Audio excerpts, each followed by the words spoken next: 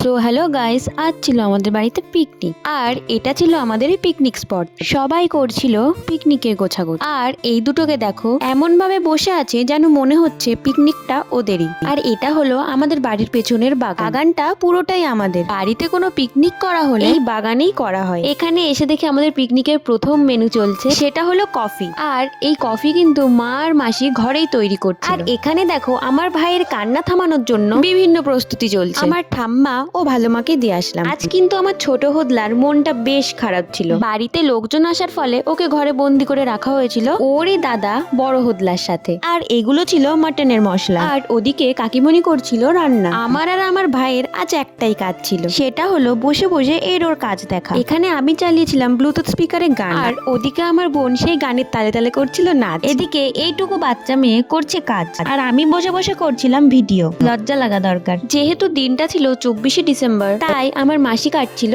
Cake. মা আমাকে পাঠায় চিকেন পকোড়ার মশলা করতে। টমেটো দেওয়ার পরেও আমার মা মশলার ভেতরে দেয় জল, ফলে সেই জল ছিটকে আমার প্যান্টের অবস্থা খুবই খারাপ হয়ে যায়। পর প্যান্ট চেঞ্জ করতে গিয়ে একটু দেখা করে আসলাম আমার ভাইয়ের সাথে। দেখা করতে এসেছিলাম ভাইয়ের সাথে, কিন্তু আমার সাথে দেখা করে যে সব থেকে বেশি আনন্দ পেয়েছিল সে হলো আমার কালু। এরপর ওদের কাছে আমি পাঠিয়ে দিলাম ডিম। তারপর দেখি চিকেন পকোড়া তৈরি হয়ে গেছে। আর এখানে চলছিল শিক কাবাবের প্রস্তুতি, যেটা করছিল আমার বাবা। তারপর আমি আর আমার বোন কষা মাংস খেয়ে ভাইকে টাটা করে চলে যাই আবার শিক কাবাব খেতে। এরপর রাতের মেনু ছিল ফ্রাইড রাইস, স্যালাড আর মাটন, এবং শেষে ছিল নলেন গুড়ের মিষ্টি। তো আজকের ভিডিওটা এইটুকুই, দেখা হবে নেক্সট কোনো ব্লগে। টাটা।